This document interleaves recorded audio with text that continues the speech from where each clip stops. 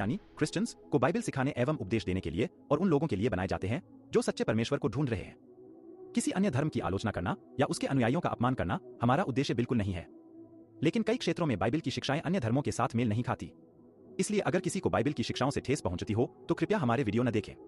प्रभु आपको आशीष दे। आइए हम वचन की ओर जाते हैं। दूसरा कोरिन्थियों 4:17।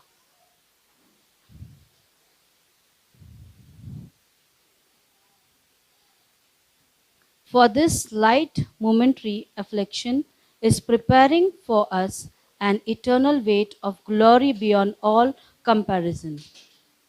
क्योंकि हमारा पल भर का हल्का सा क्लेश हमारे लिए बहुत ही महत्वपूर्ण और अनंत महिमा उत्पन्न करता जाता है। Amen.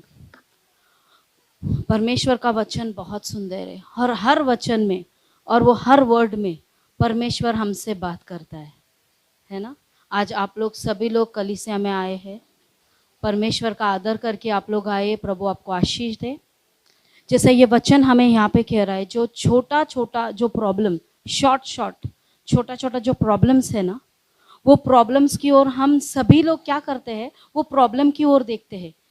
अरे मेरे लाइफ में ये प्रॉब्लम, मेरे लाइफ में वो प्रॉब्लम, मेरे लाइफ में पैसे का प्रॉब्लम, मेरे लाइफ में बीमारी है, मेरे लाइफ में ये है, मेरे लाइफ में क्या हो रहा है। आप लोग सभी लोग सिर्फ प्रॉब्लम की ओर देख रहे। मेरे घुटनों में दर्द है, कमर में दर्द है, पैसे नहीं है, स्कूल में बच्चों को डालना है, पैसे नहीं है। क्या हो रहा है? आप किधर देख रहे हो? प्रॉब्लम्स को देख रहे। पर परमेश्वर से आप ये कहिए, प्रभु यीशु मसीह हमें ये प्रॉब्लम्स से जाने के लिए आप ताकत दीजिए। क्या है ना, ये जो प्रॉब्लम है, प्रॉब्लम तो आएगा, बट आप देखिए जो प्रॉब्लम से आप जा रहे हैं, अगर आप कोई अविश्वासियों को देखेंगे ना, वो प्रॉब्लम में जब आप उनको देखेंगे आपको यकीन नहीं आएगा आप वो प्रॉब्लम से बाहर निकल रहे हो और वो लोग वो प्रॉब्लम में दबे हैं। जो प्रॉब्लम्स हमारे लाइफ में, मैं कल एक सिस्टर से बात कर रही थी, वो सिस्टर ने मुझे ये बताया, जो प्रॉब्लम से वो जा रही है, वो सेम प्रॉब्लम से कोई और को उसने देखा, वो कोई और हॉस्पिटल में एडमिट है और परमेश्वर ने उसको वहां से बाहर निकाला। क्या है, हम परमेश्वर के लोग हैं। परमेश्वर हमको हर चीज के लिए ताकत देता है। अगर वो ताकत आप परमेश्वर से मांगोगे, परमेश्वर आपके लाइफ में प्रॉब्लम्स नहीं डाल रहा है, प्रॉब्लम्स शैतान डाल रहा है, और यही प्रॉब्लम हमको यीशु के पास लेके जा रहा है। अगर आपके लाइफ में प्रॉब्लम्स नहीं होगा तो आप प्रार्थना नहीं करोगे। अगर आपके पास सारी चीजें होगी तो आप क्यों, कहां पर चर्च में क्यों आओगे? आपके पास शांति है, आपके पास पैसा है, आपके पास बंगला है, आपके पास गाड़ी है, आपके पास बीवी है, आपके पास बच्चे हैं, सब कुछ एकदम मस्त है, एक नंबर, तो आप क्यों आएंगे? आपके लाइफ में अगर प्रॉब्लम है, थोड़ा तो प्रॉब्लम है, तब भी आप परमेश्वर के पास आओगे। और धन्यवाद दो प्रॉब्लम्स के लिए, क्योंकि वो प्रॉब्लम के वजह से आज हम यीशु के करीब जा पा रहे हैं। और मैं यही चाहूंगी कलीसिया, जब आपको प्रॉब्लम्स आता है, प्रॉब्लम की ओर नहीं बट परमेश्वर की ओर देखिए, प्रार्थना करिए, बाइबल में आपका वक्त ज्यादा बिताइए। अब यह अंतिम दिन है, आप जानते हो अंतिम दिन में क्या क्या प्रॉब्लम्स होने वाले, चर्च के ऊपर कितना ट्रिबुलेशंस आने वाला है, लोगों के ऊपर कितना प्रॉब्लम्स आने वाला है। ये सारे प्रॉब्लम्स में से हम निकलेंगे कैसे?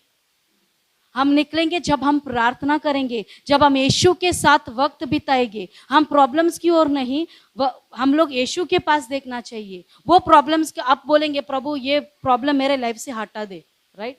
परमेश्वर हटाएगा प्रॉब्लम, पर आप यीशु के पास आएंगे, आप यीशु से वो आपका वो परमेश्वर के साथ वो प्रेम रहेगा। क्योंकि कुछ लोग हैं जो प्रॉब्लम्स देख हो जाता है, खत्म हो जाता है, सब कुछ अच्छा हो जाता है, भूल जाते हैं। हमें भूलना नहीं जो परमेश्वर ने हमारे लाइफ में किया है, राइट? तो जब भी हमारे लाइफ में जो भी प्रॉब्लम्स आता है, वो प्रॉब्लम्स की ओर ना देखते हुए अगर हम प्रार्थना करते हैं, हम वो चीज़ों को प्रभु के पास लाके रखते हैं, वो छोटी छोटी सी प्रॉब्लम परमेश्वर अपना हटा देगा उसके वक्त में। बट आप लोग परमेश्वर के करीब जाएंगे, आप परमेश्वर से मिलेंगे। सोचो ये इटर्नल लाइफ के लिए हमारे लाइफ में कितना लागू है। ये तो जस्ट धरती पे हम थोड़े दिन है, उसके बाद हम स्वर्ग में जाएंगे। स्वर्ग में परमेश्वर को हम क्या जवाब देंगे? जब हम, अगर हमारा यहाँ पे धरती पे हमारा परमेश्वर के साथ रिश्ता ही उतना अच्छा नहीं है, अगर हम एक घर में रह रहे, एक फैमिली में रह रहे, और अगर आपका बच्चा आपसे बात नहीं कर रहा, आप आपके बच्चे से बात नहीं कर रहे, तो बोलिए कैसा होगा, कैसा लगेगा? हफ्ते में एक बार अगर आप आपके बच्चे से बात करें या हफ्ते में 2 बार बच्चे से बात करें, तो आप लोगों का वो रिलेशन बनेगा? वो रिलेशन अच्छा रह पाएगा? नहीं ना। तो वैसा ही परमेश्वर चाहता है आपका रिलेशन प्रभु के साथ रोज हो, रोज प्रभु से बातें करो, रोज प्रार्थना करो, रोज बाइबल पढ़ो, एक दूसरे के लिए प्रार्थना करो। आपको अगर कुछ लगता है कि किसी को तकलीफ है, कोई आपसे शेयर कर रहा है, उनके लिए प्रार्थना करो। उनके बारे में चर्चा नहीं, बल्कि उनके लिए प्रार्थना करो। प्रभु आपको आशीष देगा। अगर आप ऐसे करोगे तो आप हम लोग सभी लोग इटर्नल लाइफ में जाएंगे, वो स्वर्ग में जो परमेश्वर ने घर हमारे लिए बनाया है। कैसे परमेश्वर ने वचन में क्या, बुलाए गए तो बहुत है बट चुने हुए बहुत कम है। हमें वो चुने हुए लोग बनना है। हमें बुलाए हुए लोगों की तरह नहीं, हमें चुने हुए लोगों की तरह बनना है। अगर हम चुने गए लोग हैं तभी हमें वो इटर्नल लाइफ मिलेगा। हमें बुलाए लोगों में से नहीं बनना है।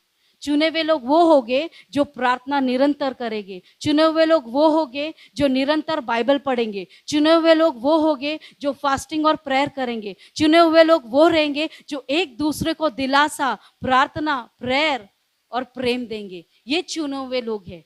ये हमारा वचन कहता है और हमें वैसा ही बनना है कलीसिया। हमारी छोटी छोटी सी जो ये कदम उठाएंगे ना, वही छोटी छोटी सी चीज हमें प्रभु के पास और भी करीब लेके जाएगा। आपका जो प्रार्थना का टाइम है, जो आपका ऊपर नीचे होता है, कलीसिया में ये कहना चाहूंगी, जो आपका टाइमिंग है उसके ऊपर निर्भर रहिए। वो जो टाइम आपने परमेश्वर को दिया, वो टाइम से परमेश्वर को दिए। कभी भी मन में आए, कभी भी ऐसा प्रार्थना ना करे। जो वक्त आपने दिया है वही वक्त पे प्रार्थना करे। अगर आप 7 बजे करते हो मॉर्निंग, 7 o'clock को ही करना। अगर आप 8 बजे का टाइम दिया, टाइम चेंज नहीं करो। जो आपने टाइम रखा है, कभी भी उठो, कभी भी नहीं, कभी भी नहीं होता। हमारा परमेश्वर है ना, सब शिस्त के साथ चलता है, सब रूल्स और रेगुलेशन के साथ चलता है। तो वैसा ही हमारा लाइफ होना चाहिए, राइट। तो मैं जो कहना चाहती हूँ कलीसिया, मैं यही कहना चाहती हूँ कि आप प्रार्थना करते रहो, एक दूसरे के लिए प्रार्थना करो, वचन में बढ़ते रहो और ये जो प्रॉब्लम्स है उसकी ओर ना देखो, पर परमेश्वर के पास जाना है। एक दिन हमें सभी जाना है, हमको सबको इटर्नल लाइफ में एक दूसरे को देखना है, हमें चुने हुए लोग बनना है, राइट।